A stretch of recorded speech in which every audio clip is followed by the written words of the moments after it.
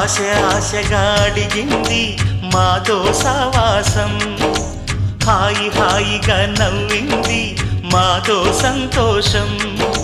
మధురమైన మమకారం మా ఇంటి పేరు అంటే, మనసు మీటు అనురాగం మా మాట తీరు అంటే, బతుకంటే ఎంత బాగుంటుందా అనుకోదా లోకం.